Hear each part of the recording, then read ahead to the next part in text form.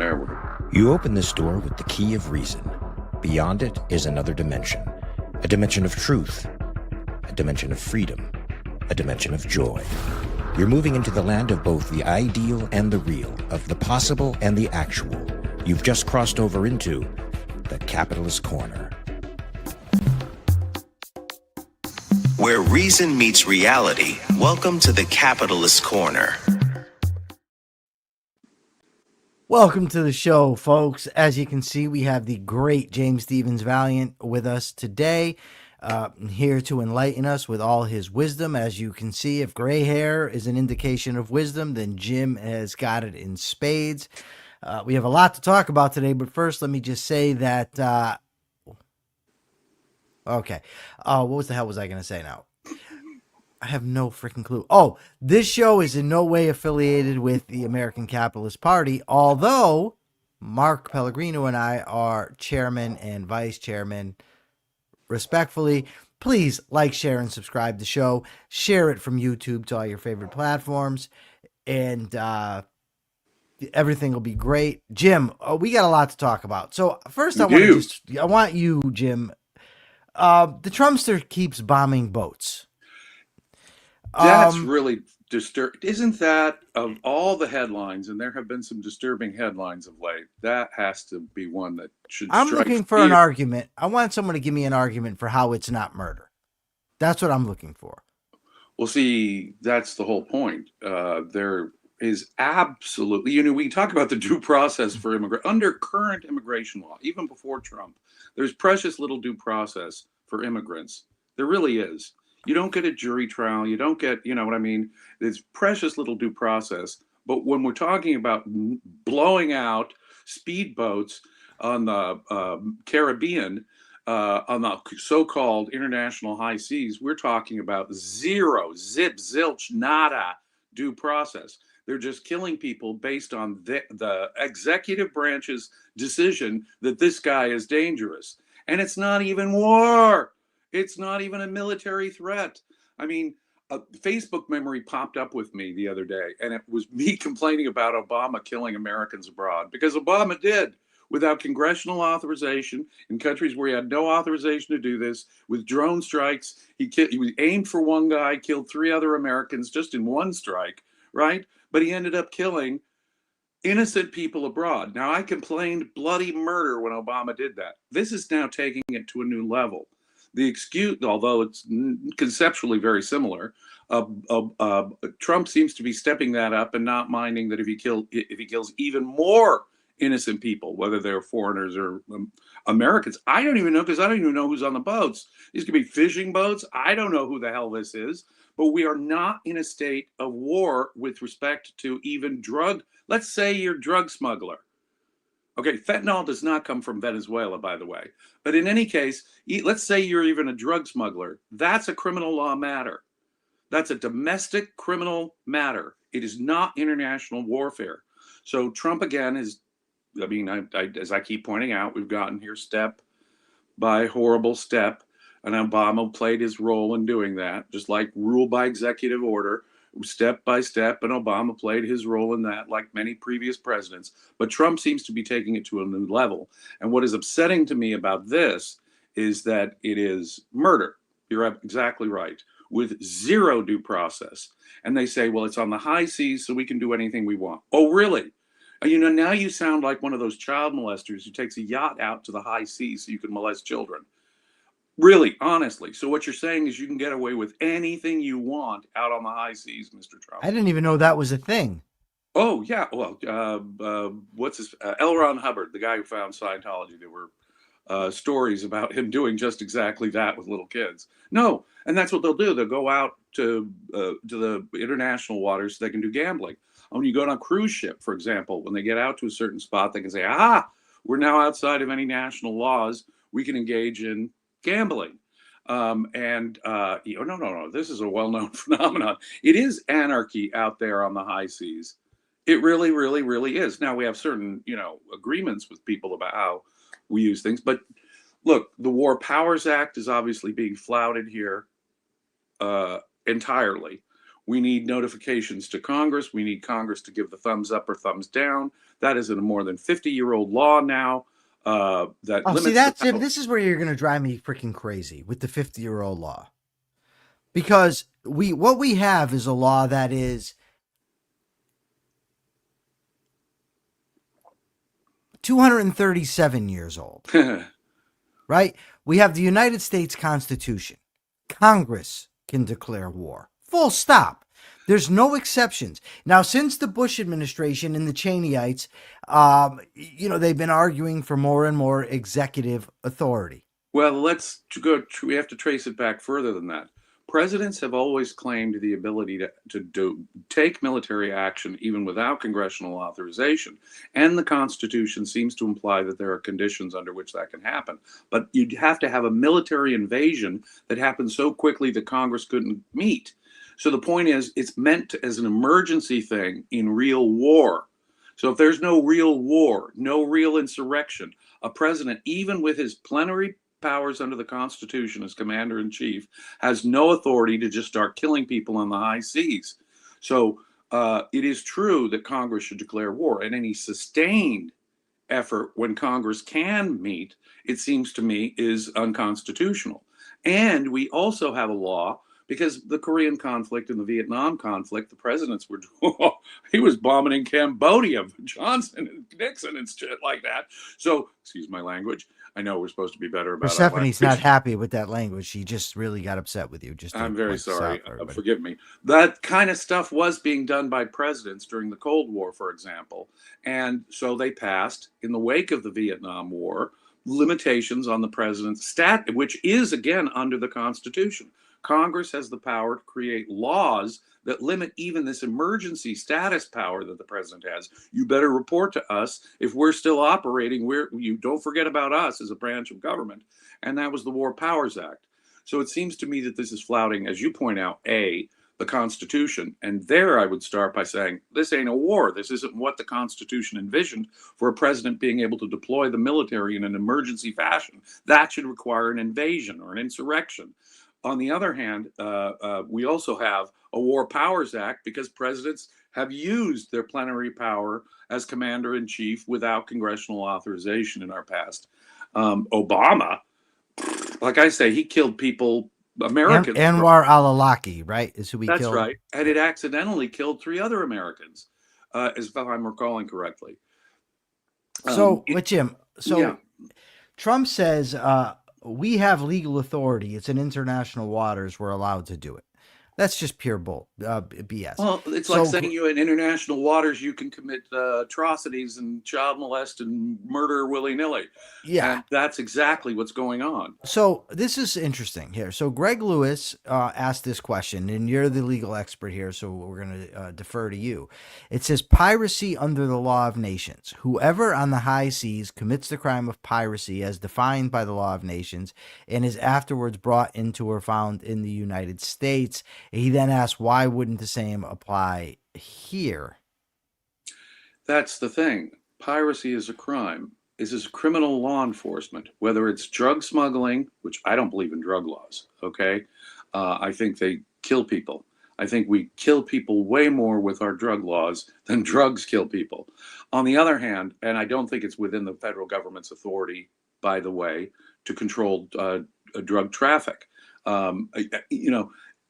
I don't want to get into the weeds on that one, but the truth is this is a matter of criminal law. Even if you believe in drug laws, this is a matter of criminal law. Piracy, we have piracy statutes. And what you do is you arrest the pirates and you bring them in and you convict them of piracy. But that's why there's the disturbing element here is that it looks like civilians on the high seas are being killed with zero due process. I do not know if these people really were drug traffickers. I have to take it on the say-so of one branch of government, which is not the way our founders set up our system. We need judicial review of what the executive does to make sure he's operating under the Constitution and under existing laws. And so the point is, what we have here is another step down this road where an imperial president can just kill people overseas without any kind of congressional authorization, constitutional authority, or anything else, in my view. So this I find to be along with Senator Rand Paul. I find this to be enormously disturbing. He's been great, by the way, on this. He's the one senator who's been Yeah. good about this, frankly.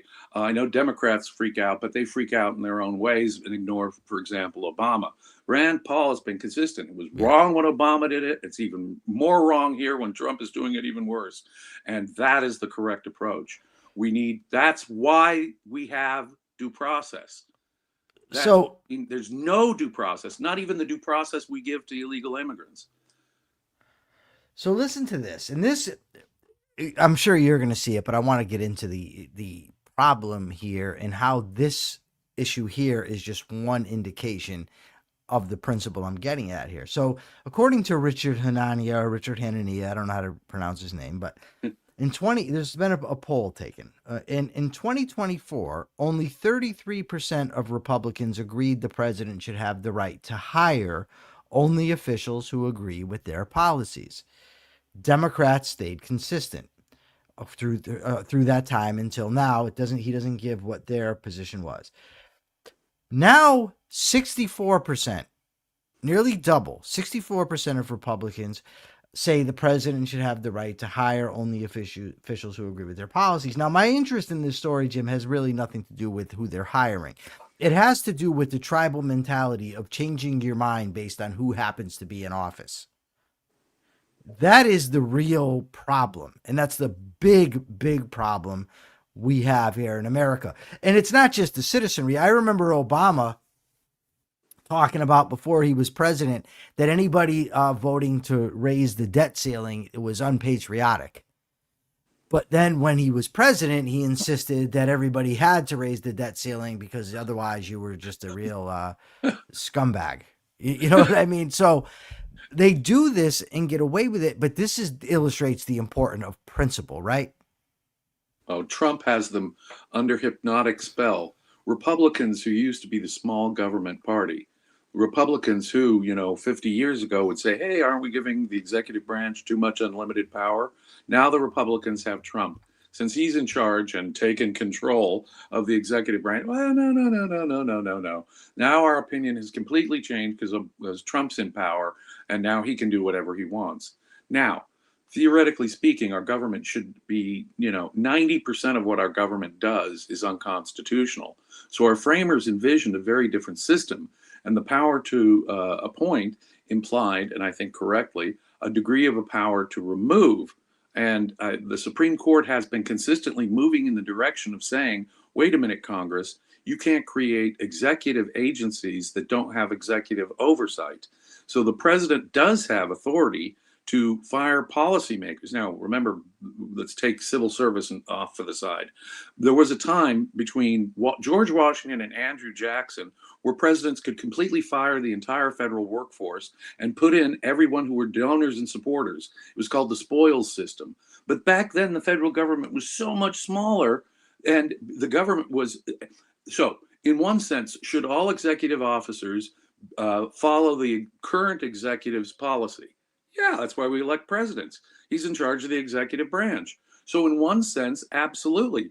But the government should be so small it wouldn't matter. But in any event, take even out of this the civil service employees, just janitors and secretaries who aren't policymakers. When it comes to executive branch policymakers, I believe the president should have the authority to fire them. That's under the Constitution. And but Jim, does your opinion change based on who's in office? Because that's what I see as the problem, not whether or not the president should be able my to do it. opinion does not matter whether it's Trump, whether it's Obama, whether it's my opinion. Persephone.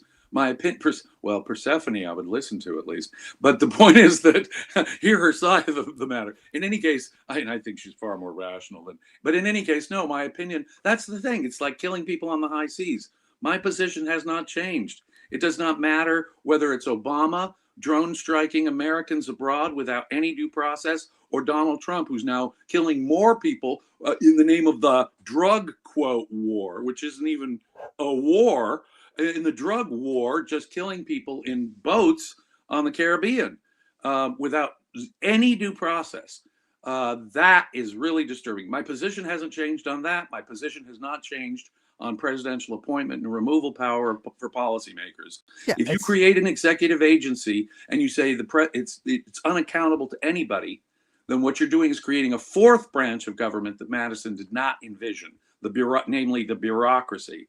There needs to be monitoring. But if they had presidential control of them, would they have created the agency in the first place? Maybe not. That's what they needed to think through before they created the goddamn regulatory agency or bureaucratic agency in the first place. Because the EPA and you just go right down the list of the alphabet agencies. These cats have independent, unlimited, unchecked bureaucratic authority unforeseen by the Constitution, which in my mind is a clear violation of separation of powers and the intention of the framers.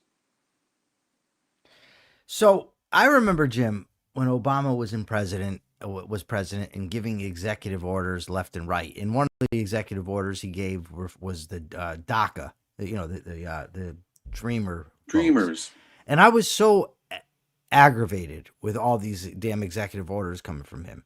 He had I'm pen, aggravated. remember? Yeah, I'm so aggravated with all these executive orders. But your point, and my point is, principle has to govern. You can't. Well, you can, but you shouldn't just change it based on the guy you happen to like. That's where Madison talked about a government of laws, not of men. Right? We don't enshrine men in this country or women. I mean, although maybe a South African woman. I don't know. But or Japanese woman.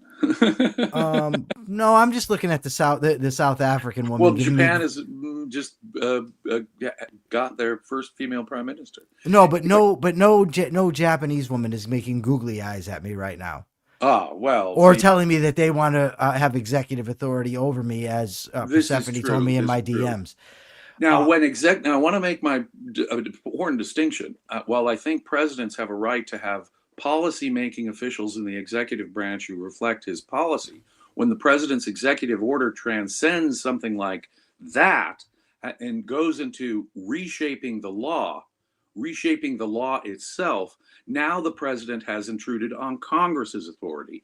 He can make executive rules only within the narrow scope of the law that Congress passed. They cannot take the EPA when it said we can regulate carbon emissions. That was never part of the original Environmental Act that created the EPA.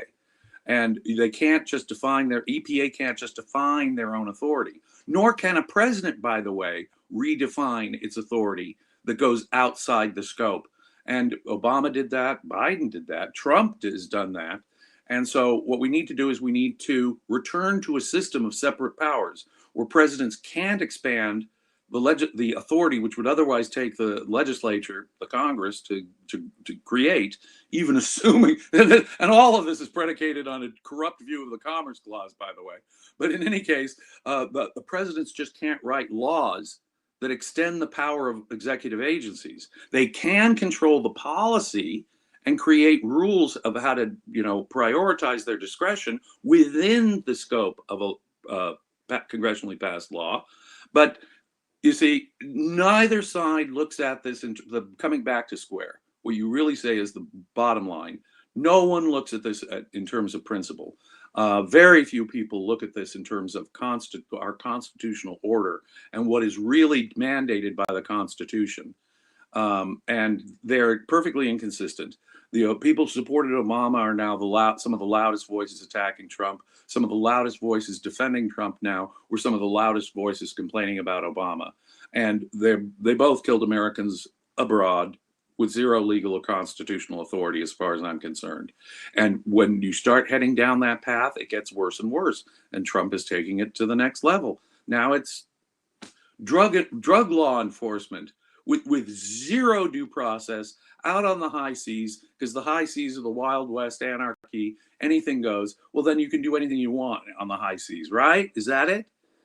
Nonsense. Absolutely nonsense. Congress can pass laws about what American troops and officers can do overseas, including the high seas. That is in the Constitution. Rules governing our military forces on the high seas is a power granted to Congress in the Constitution. Jim, you mentioned Congress a few times in congressional authority. And it's interesting because I've always heard how we have these co-equal branches of government, but I listened to a great lecture series when I was in the can by two constitutional scholars from National Review. And they said that the idea that we have co-equal branches is, they didn't say this, but I will, codswallop.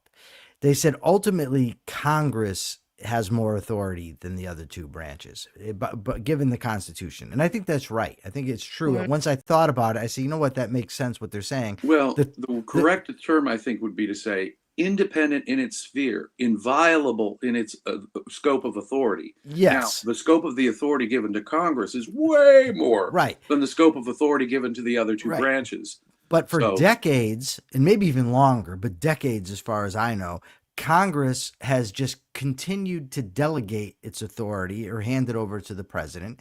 They don't assert their authority when they want to. I mean, when they ought to. It just seems that it's got to be just gutlessness. I think it's pure gutlessness. And they don't want to take on the issue.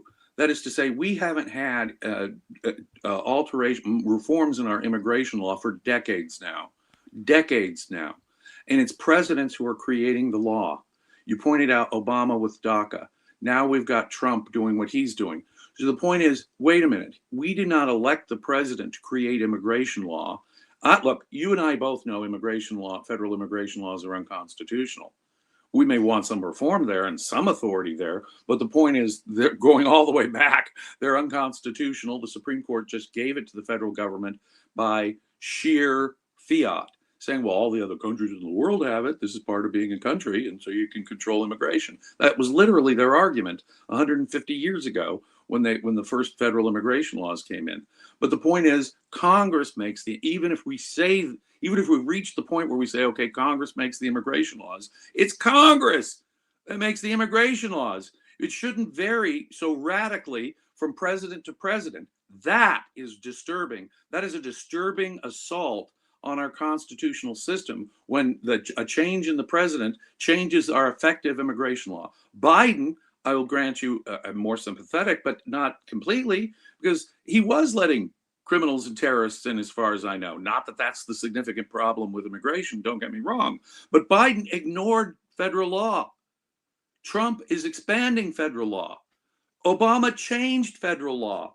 What the hell? We're having presidents who are recreating each time that we have a new president. He reshapes the immigration laws in this country. And guess what? He ain't the Congress. His job is to enforce the laws Congress makes, not to create the laws. And our last three presidents, Obama, Trump, and Biden, have all taken it upon themselves to radically reshape the effective law of immigration in this country. And that is just fundamentally wrong. Congress creates immigration laws. Well, as you and I both know, even that's unconstitutional. But at least for the last 150 years, according to the under Supreme Court decisions, it's Congress that should be making immigration laws, and it shouldn't vary so wildly from president to president.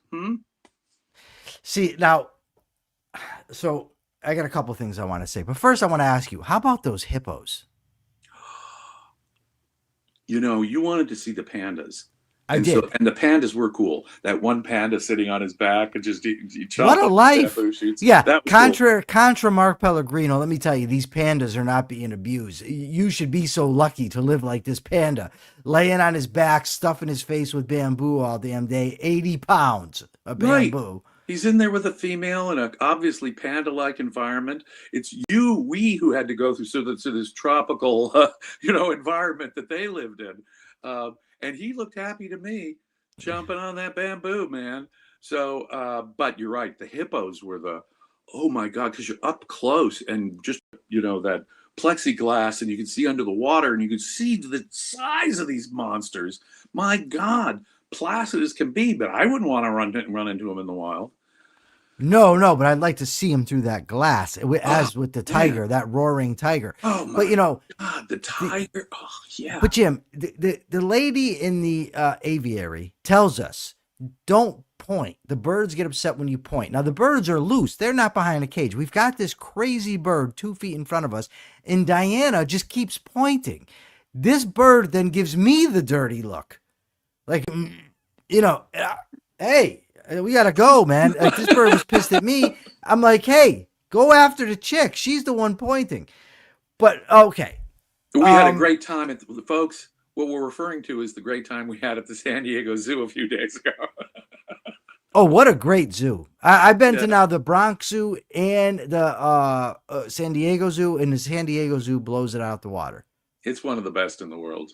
Yeah, it's really phenomenal. I got to tell you, they give you this warning when I'm interested to know what the chat thinks about this.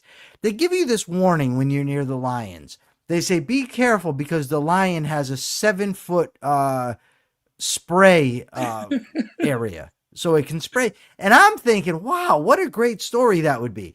If I got peed on by the lion, I'd say, holy cow, I could tell this story for the rest of my life. Jim and Diane are like, no, because the smell, this, that. That's going to last for like an hour. That story I'd be telling for the rest of my life. Well, who would be upset if they got peed on by a lion?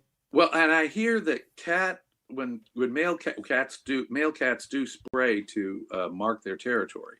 That's what male cats do.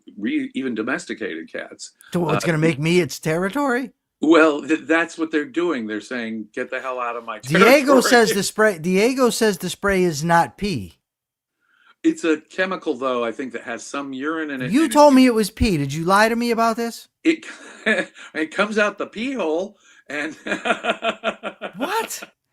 Yeah, and it is a complex chemical that is even more odorous than just ordinary urine. I say bring it on, and that's it. I would not want to get sprayed by but the point is that we were close enough to the lion, and there's this male lion just again happily relaxing there, with his back open. Oh my God! Yeah, this thing's knocked out, having a great old time. Great old time. But they were warning the visitors that you are within range. So stand back 7 to 10 feet or you're going to get sprayed. Yeah, I'm okay with it. I'm all right with that if that happens. I want to get sprayed by a big cat. No, I'm not saying I'm not going to go and volunteer. I'm saying if it happened, I wouldn't be upset about it. What is that South Park episode where Kenny gets addicted to because it apparently has an intoxicating effect too. So it's like psychedelic. Oh, I already have enough of an intoxicating effect, so I don't need any more. I mean, just look at poor Persephone. She's enamored with me. She hardly can do her job. But okay, we got this. Evidently, the price of beef is higher than folks would like it to be. So the Donald posts, I guess, to Truth Social. He says, the cattle ranchers, who I love, don't understand that the only reason they are doing so well for the first time in decades is because I put tariffs on cattle coming into the United States, including a 50% tariff on Brazil. If it weren't for me, they would be doing just as they've done for the past 20 years. Terrible. It would be nice if they would understand that, but they also have to get their prices down because the consumer is a very big factor in my thinking. Also, Phil Magnus, the great economic historian, hold on, I just want to read this. Phil Magnus says, this is what happens when you empower a president who loves tariffs but has not the slightest clue how they work, and then he hires an economic team consisting of the same deficiencies. Yes. Absolutely, yes. Look, if the demand is up and beef demand in America is way up and the supply is down, whether it's because of feeds or drought or whatever, what you want is the price to go up. Mr. Trump, forget tariffs. Let's put tariffs aside for a minute. If you don't allow prices to go up, then you're not allowing the profitability of making beef to go up, and you're not going to have people rush in to produce more beef. And the marginal consumer will not, tighten his belt a little bit.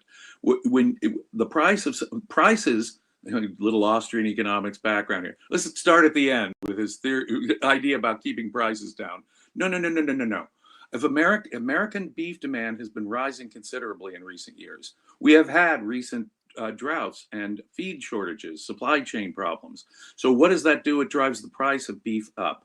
And it puts pressure, obviously, on the cattle ranchers if they can't raise their prices. What you want to do is you want to let the beef prices, we had an energy crisis in the 1970s.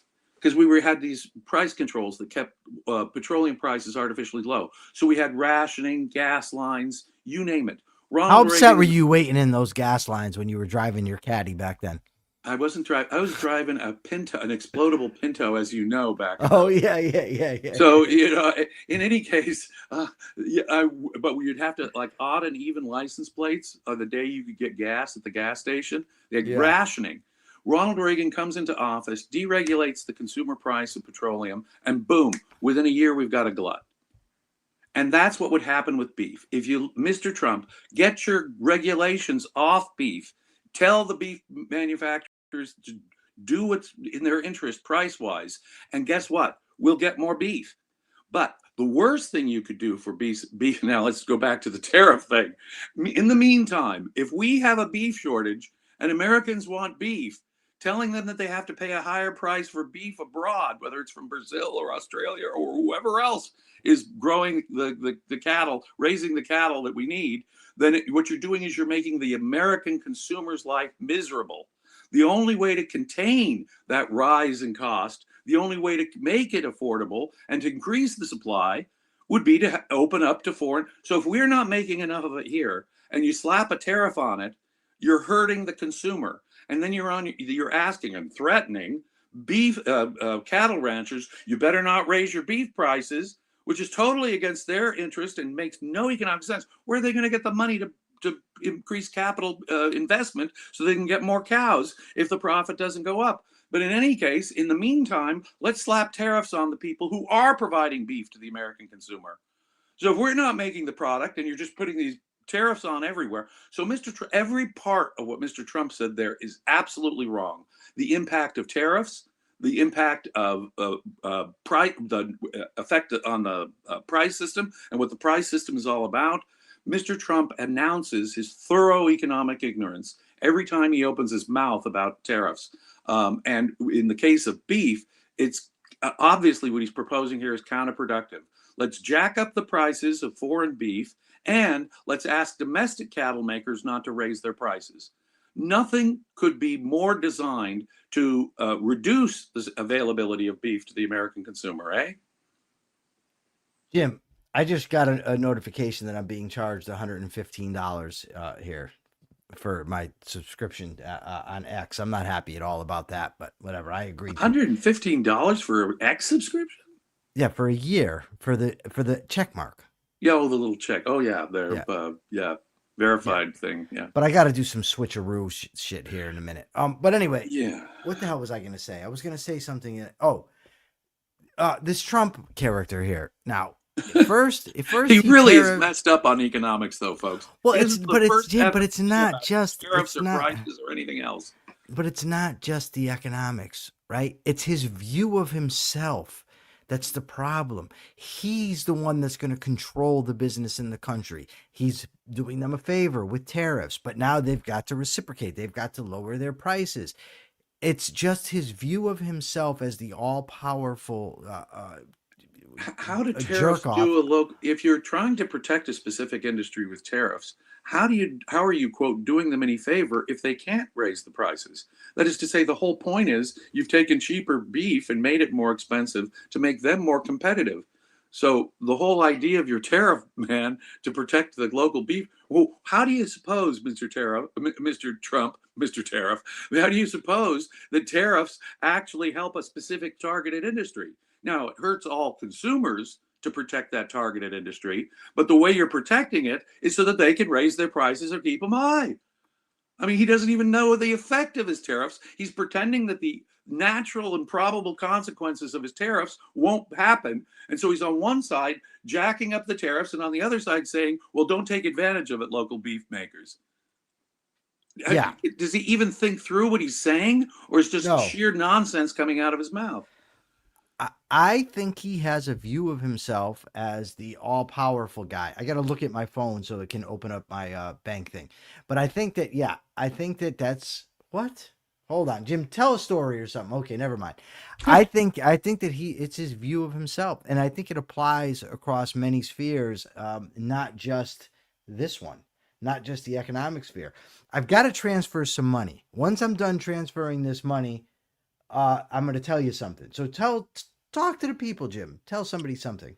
Tell somebody something. Well, there are two areas in which, well, first, their main point. Trump is full of himself. Politicians are full of themselves. They think, what the quote I gave, I think it was the last time I was on your show. I quoted Jefferson by saying, if men are not fit to govern their individual lives, then have we found angels in the form of men who are fit to govern us? Politicians are people who really do think that they are angelic saviors, Messiah-like figures. And that has always been an undercurrent. But again, that mask has been slipping off politicians systematically. Again, Trump did not invent it. It couldn't have sprung overnight on us. But politicians really do think that they know better. And Trump, despite his cosmic ignorance of U.S. civics and the Constitution, despite his cosmic ignorance of economics, nonetheless still thinks he's has greater wisdom than you do as a beef maker or you do as a beef consumer on any of this. So he's going to take away from you your power of control. My Republican friends, you guys used to be opposed to big government solutions. You guys used to be opposed to taxes. When you hear Trump talk about tariffs and the different industries, taking ownership of certain companies, putting tariffs on, and then threatening the companies not to raise their prices because of the tariffs he puts on, for 1 minute, don't you stop and think, this is a tax increase. This is a big government solution. So what the hell happened to you, my Republican friends? Have you turned in your capital, totally checked, thrown out, torn up, burnt your capitalist card here? Because yes, they have. You guys no longer care about individual freedom or the free market at all. The days when at least there'd be some nominal opposition to the socialist ideas of the Democrats are gone. And Trump, more than any recent Republican, I grant you, it took, we had, what was their last Republican? George W. Bush. I'm no Ayn Rand Republican, he said, when he was bailing out Wall Street in 2008. Or when he said, I'm a compassionate conservative, and shit like that, stuff like that. Jim, supporting him is like one of the biggest errors. Made. Republicans have been moving away from capitalism. That's true, but Trump has dramatically stepped off the rails here, and he's not even nominally sometimes in favor of free markets. He wants more antitrust. He wants healthcare for everybody, and he wants tariffs, because he thinks it's going to be a grand source of revenue. Republicans, there's a tax increase. This is a big government solution. What the hell are you doing? What the hell are you doing? Just to clarify, I still think that Bush would have been better than Gore or better than Kerry. What I regret is the degree to which I defended him and defended his policies and thought that he would actually move the country in a free market direction. That I regret. I still would support Ronald Reagan. If Reagan were to run today, I'd be all in. I have a feeling today that Ronald Reagan would be much more focused on domestic policy. You could tell that where his focus was foreign policy more than anything. And someone like Reagan, God, when someone like Reagan is looking like, because Reagan jacked up the deficit too. He did cut tax rates, but he didn't cut government spending. Well, you're right about that, Jim. But the difference between what Trump did and what Bush did, and now the difference between what Reagan did and what Trump and Bush did is Reagan never had control of the Congress. He never had a Republican House. Oh, he had a Democrat House under Tip O'Neill all the time. Yes. So, he couldn't just ram through whatever he wanted to do. That is true. Not that you can with the filibuster, but but both Bush and Trump had far more impact on the debt than what Reagan would have had. If Reagan had what they had in terms of Congress. Jim, I want to get to the next story, but I can't believe I have you here, and I haven't yet asked you about how much you enjoyed Leonard Peikoff's birthday party. Oh, I loved it. It was great. It was great to see so many of his old colleagues there, people he's known for 40, even 50 years in the objectivist movement that were there. And it was a diverse crowd. There's no doubt about it. I was a little concerned that fisticuffs might break out here or there, but everyone understood that we were there to celebrate the existence of someone we all value, Leonard. And he had a great time. I think the most important thing, when it was all over, he said what a great time he had. And He looks so happy. he is, well, he's a happy guy in Yeah, he general. looks so happy. Like you said Yeah. the other day, he's a happy guy in general, and he focuses on the happy. And he You really know does. you know what, Jim? I gotta say, it's interesting to me because he's an egoist, right? But he has this humbleness to him, right? And I gotta say, you do too, and it drives me freaking nuts. But nonetheless, so I'm talking to him. Ayn Rand, he will quote Ayn Rand to me. He'll say, he would give some compliment to Ayn Rand, some brilliant insight. And Ayn Rand said, well, how am I supposed to think of myself? There was this one Russian writer she'd quote. She dedicated actually a book to, beautiful me. And she would say, what, am I supposed to be like this writer and say, to me, beautiful me? You can't think of yourself as a genius of the ages. Let me put it that way. And so if I put in context Leonard's achievement for him, he will always push back. He will always say, well, I just, got it from Ayn Rand. Yeah, I did this and this, and that was good. But he is too modest. That is major modest. That's the failing. word I'm looking for. I agree with you. Leonard Peikoff's biggest failing is his modesty. Oh my goodness. So I was talking to him about Stanton Saminow, another one of my heroes. Now, Stanton Saminow impacted my life incredibly, not to the degree Leonard Peikoff did. I mean, Stanton Saminow's accomplishments are in one area. Leonard's accomplishments are vast. But when I was talking to him, because he likes Stanton Saminow, he gave a lecture on Saminow's talks. And so I was talking to him about Stanton Saminow, and he says, oh, what an honor. You put me in the same category as Stanton Saminow. And I'm thinking, are you kidding me? But, it's such an interesting thing to me because, the saying, don't meet your heroes. Well, I've had the opportunity now to both correspond through writing and talk on the phone to the great Stanton Saminow. I've now had the opportunity to meet in person Dr. Leonard Peikoff. And in my view, meet your heroes. Because even at 92, Jim, now from reading my book that I have slight disagreements with Leonard when it comes to rights, right? Not in the ultimate conclusion of what rights are and what the role of government is, just in when they can be conceptually identified. When they kick in a small community. Right. So I said to him, I'm sitting next to him. I said, hey, can I ask you a philosophical question? He says, yeah, sure. He says, now, this is going to take us a couple hours to go through. And I'm thinking, 92 years old. Yeah. And he wants to talk philosophy for 2 hours. Now, unfortunately, there were people lining up to see him. Party, yeah. So I didn't get the chance to really delve into it. And I just, I wanted to let it go. But just the fact that he was willing to was awesome.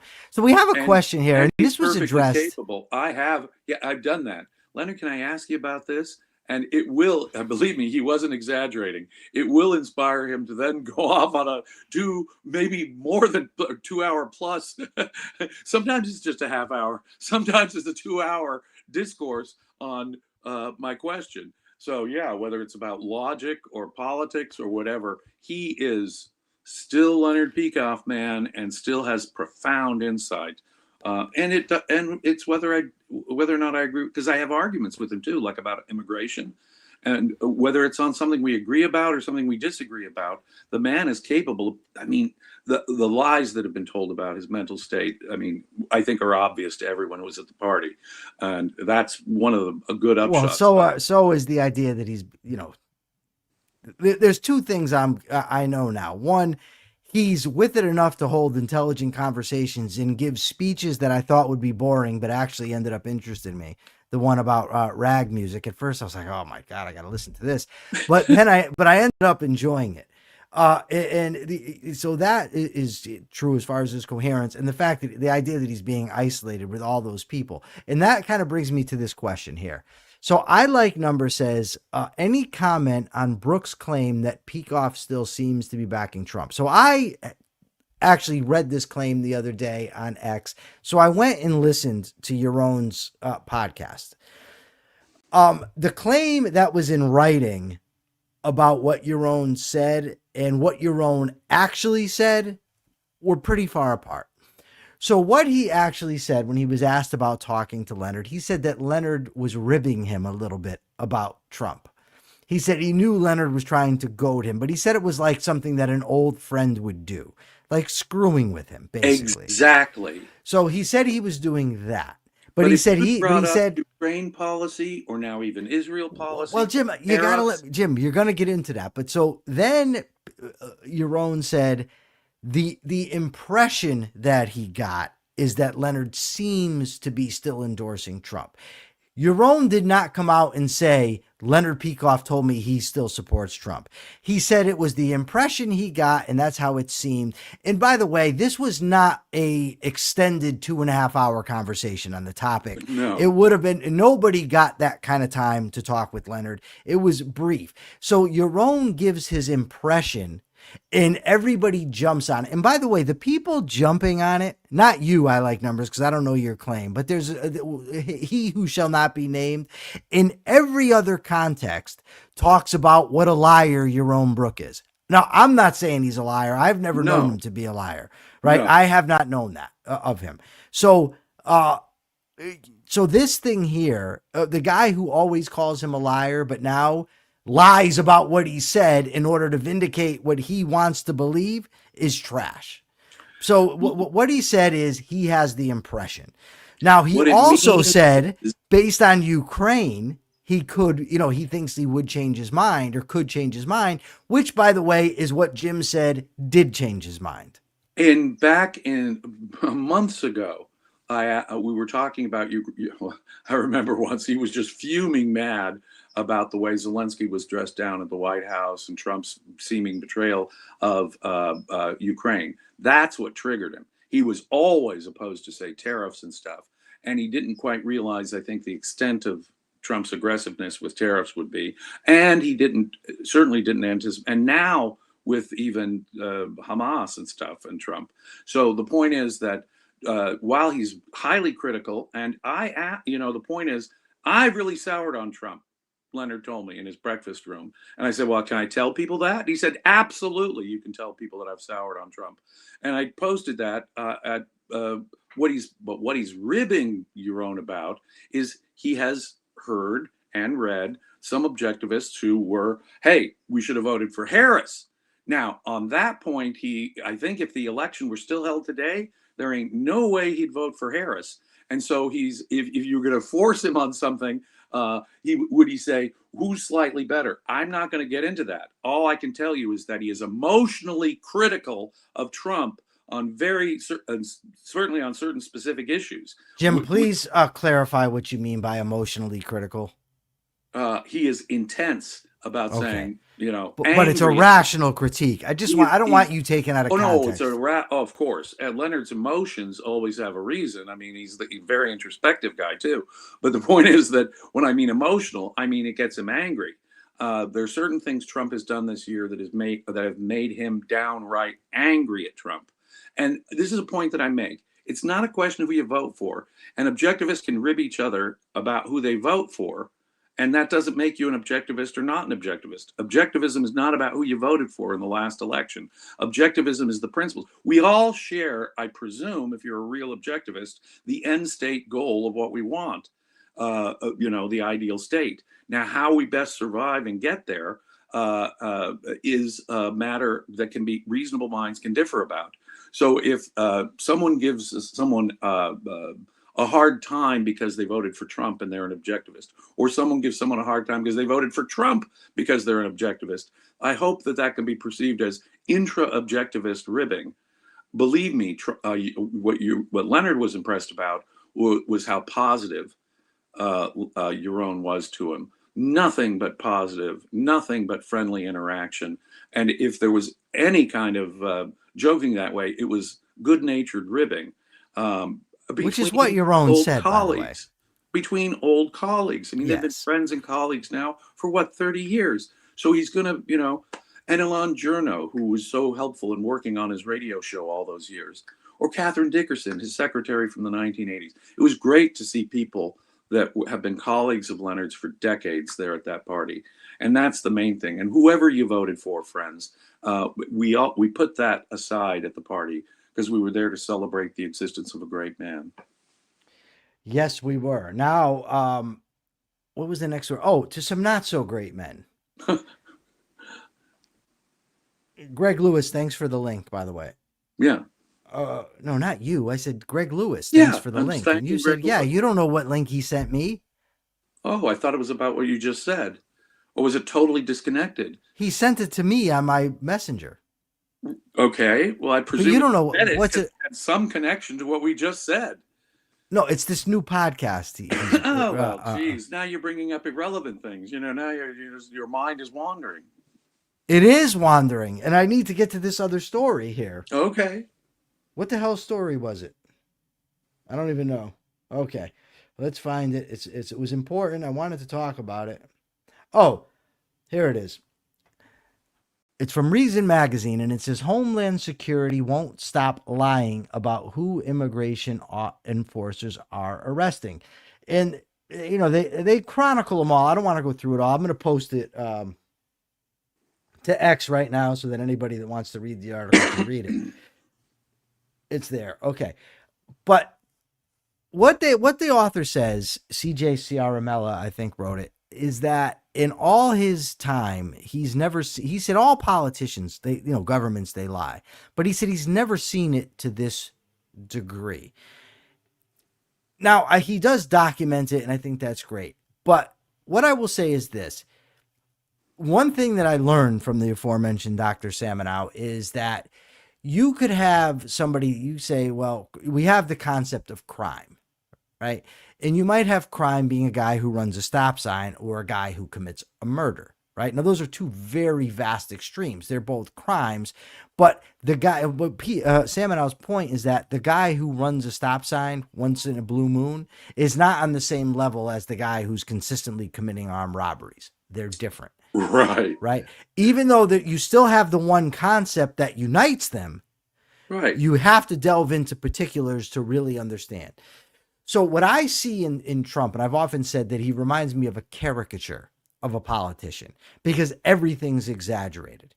And not only that, but it's, like he does something and somebody will say, oh yeah, but Obama did that. Or, oh yeah, but George W. did that. But Trump does them all into a great degree. And therein lies my problem with him. And brazenly. I mean, Yes. The mask is fallen off. I mean, if government was becoming more authoritarian decade after inexorable decade, Trump has gotten to the point where he'll just say it out loud. And like you point out, with utter hyperbole. This is the biggest, this is the most, this is the worst, this is the most awful, this is huge, this is the greatest, this is the most evil, this is the great, Whoa, dude. And with a man who with such a shallow understanding of history, he really ought to be a little bit more cautious with his absurd statements because so much of what comes out of Trump's mouth is just utterly disconnected from reality. Yes, it is. I highly recommend that people read this article because it's great, and I don't have enough time to delve into all of it. And the problem here is that, of course, you engage in a new law enforcement effort, not just to control the border, and not just to go after people who are already charged and convicted with crimes, but no. If you're going after large swaths of so-called illegal aliens, are there going to be, and you're doing it with hundreds of thousands of people already, then what are you going to have? As you know perfectly well, law enforcement agents will lie. And can you honestly tell me that a significant portion of these cases are not cases where government is abusing the situation? And so I can't comment on the particular cases in this Reason magazine article because they appear to be cases really in dispute. What I really can't stand is people who say, well, clearly they're the good guys and clearly do I like it? Now, look, I don't like our current immigration laws, but do I like it when people are shooting at immigration offices in Texas? No, I don't. Do I think it's cool to throw rocks at immigration officers when they're enforcing the law and doing their job? No, I don't. If you want to change the law, there's peaceful ways of changing government policy and law. You don't start throwing rocks at government agents. You don't start shooting them. That's on one side. On the other hand, do you cover up every time that the immigration officer acts like a jackbooted thug? No, but that's the false alternative that we're given. I have no doubt that there are many cases of arrest abuse and overreach by ICE agents, because that's the nature of the sweeping thing that Trump is doing here.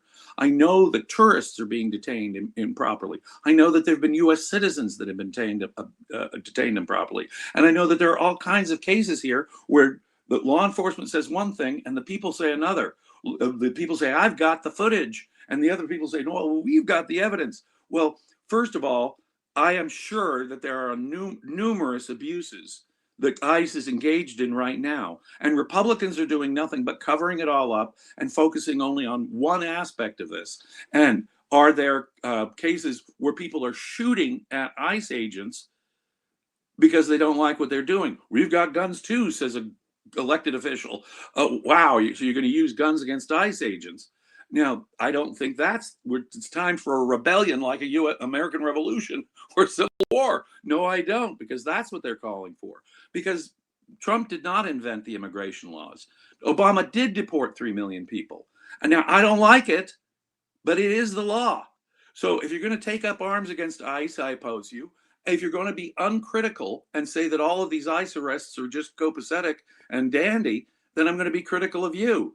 There are going to be numerous instances where ICE is engaged in abusive conduct. Many of these stories that we're starting to hear probably fall within that category. But let's not judge these things, any criminal case, including an immigration case, until and unless we start getting the real evidence and it starts coming in. Well, that's the point of due process, isn't it? A speedy and public trial, so that we know what the hell both sides have as evidence, and we can make some kind of judgment as to what's going on. Jim, we got to talk to titty tax. Can we talk about the titty tax? Okay, I love that term. Just the fun of saying it is great. I had to say it. That's why I wanted to get it out. So, in the spirit of bipartisanship, there's a bipartisan bill being, I don't know if it's already passed or not, in Pennsylvania. It's going to be a tax on porn. And I guess it's meant to both discourage porn on one hand and to raise revenues. But as the author points out, look, most porn is online and it's free. People have access to it. We're awash in free porn. And all this does is drive. Persephone's looking like, yeah, I know we are. Like she's got it on the other screen. But anyway, so...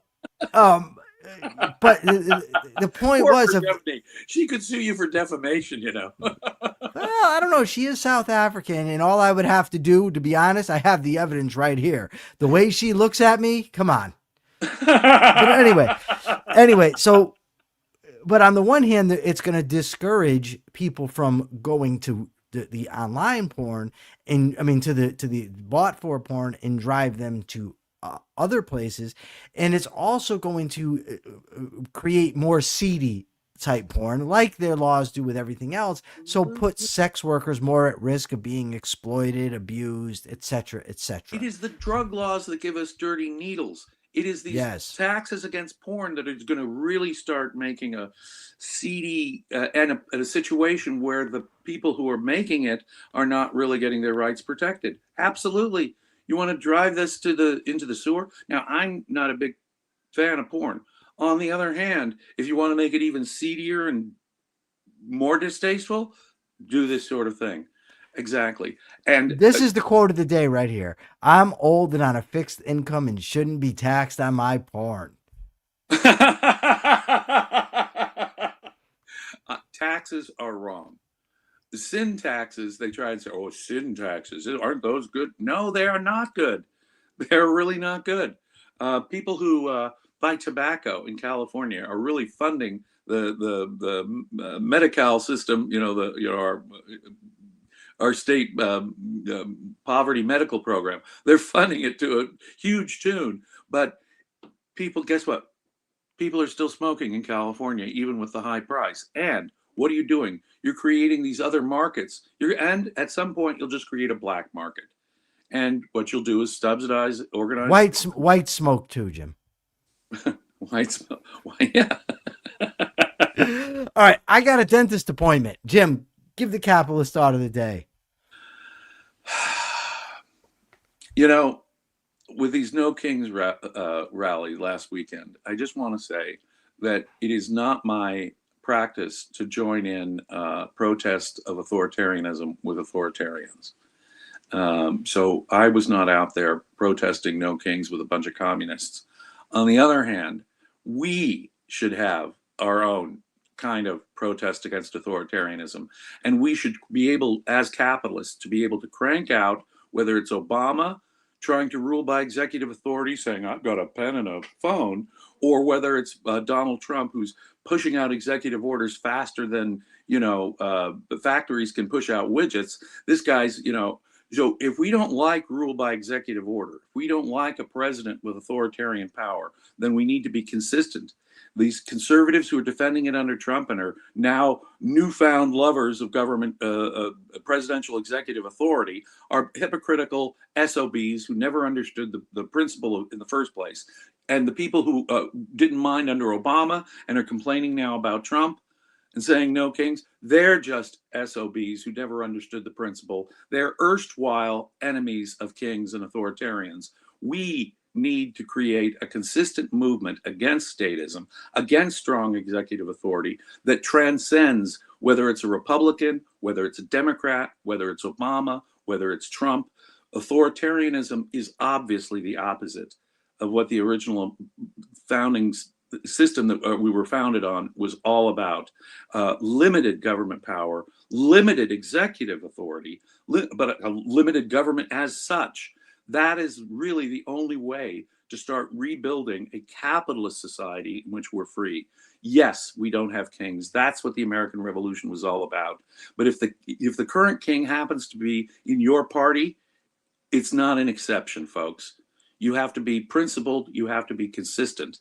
And whether you're a Democrat who defended Obama and is now bitching about Trump, or whether you're a Trump cultist who has completely changed their mind about small government and a strong executive, when you were bitching and moaning when Obama did it, you're all effing hypocrites. None of you have principles. None of you understand the problem of increased government power or authoritarian rule.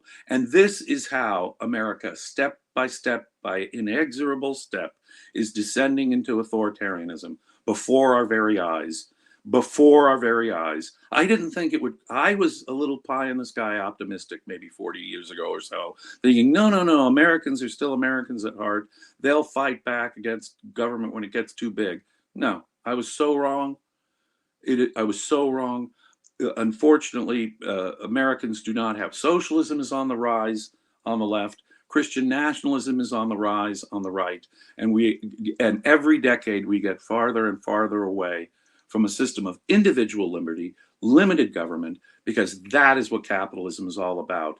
So, ladies and gentlemen, if you've been one of those people who are critical of Obama, not critical of Trump, or critical of Trump but not critical of Obama, I would ask you to use Ayn Rand and Mark Pellegrino's favorite line: check your premises, because capitalism is a system of individual freedom and strictly limited government. Awesome sauce. Okay, some housekeeping real quickly. Coming up on The Rational Egoist pretty soon, I'm going to be interviewing Man Sharma, who is in our audience on a regular basis. I will also be interviewing one James Stevens Valliant on the relationship between Ayn Rand and Murray Rothbard. I've also got an interview coming up with Andy Bernstein on his book Reckoning. Tomorrow at 4 p.m. we got a special, at 4 p.m. Eastern time, we got a special episode of the Capitalist Corner. I will be debating closed objectivism versus open objectivism with Liquid Zulu. And there's an episode right now that I posted to both Facebook and X where I was interviewed by the economist Van Skyn. All that said, I've got to go to the dentist. So my question for today is porn immoral? That's what you got to go to YouTube and answer the question, is porn immoral? I want to get your thoughts on it. Make sure to do it. Jim, are you going to be here tomorrow? I don't think I can make it back tomorrow. Okay. Is Mark still FTA feeling? Yes. Yeah, he's doing his acting thing. Okay. All right. I'll be here tomorrow to answer all your questions. As Jim said, remember to always check your premises. Peace. I got to go to the dentist.